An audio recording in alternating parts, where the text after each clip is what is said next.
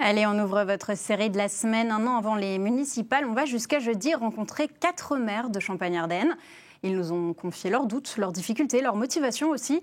Et on commence dans l'Aube, dans le petit village de Soligny-les-Étangs, où la maire jongle, vous allez le voir, avec un emploi du temps particulièrement chargé. Rencontre signée Maxime Meyer et Stéphane Mocozet. Depuis maintenant 24 ans, Raphaëlle Lantier est la maire de Soligny-les-Étangs et sa première ambassadrice. Donc c'est la mairie, l'ancienne école qui est notre salle des fêtes, des éléments patrimoniaux comme l'église et une distillerie de whisky, de très bons whisky. Donc voilà, c'est un petit village avec des surprises aussi. C'est un peu par hasard qu'elle s'est retrouvée en 2001 dans le fauteuil de maire de ce village de 250 habitants. Donc, la place du monument aux morts. Au départ, j'avais pas de compétences particulières pour cette fonction-là du tout.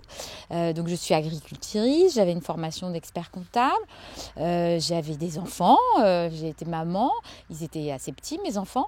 Et puis ça m'a intéressée, j'ai beaucoup écouté au départ. J'avais des collègues conseillers municipaux qui avaient déjà de l'expérience, donc mon adjoint, plusieurs conseillers qui sont là depuis longtemps aussi. Et donc j'ai appris petit à petit, j'ai découvert et je me suis vraiment passionnée au fur et à mesure du temps. Une passion qui l'amène en 2020 à la présidence de la communauté de communes du Nogentais. Au niveau du barrage de Beaulieu, une délibération doit être prise avant le 14 juin. Oui, c'est vrai que c'était un dossier qui était vraiment à l'arrêt là, depuis un certain temps. Donc il va falloir regarder l'agenda pour trouver des dates, c'est surtout ça. Une fonction où les dossiers sont de plus en plus complexes et l'agenda de plus en plus chargé. C'est des réunions, on a beaucoup en fin de journée, des réunions de travail en plus petits comités pendant la journée, et puis des rendez-vous, des visites de terrain, voilà, ça s'enchaîne.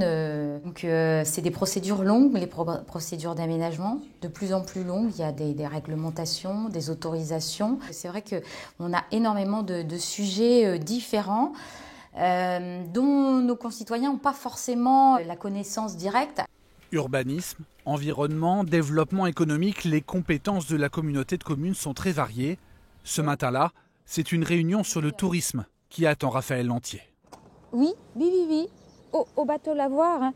Et là, on est en chemin.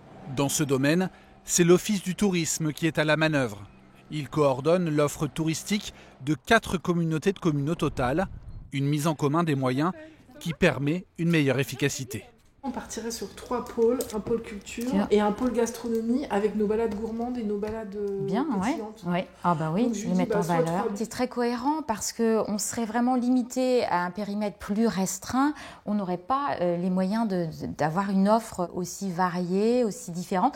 On est vraiment facilitateur, on propose beaucoup de choses, on met en lien, on met en avant, on communique sur tout ce qui se passe sur le territoire.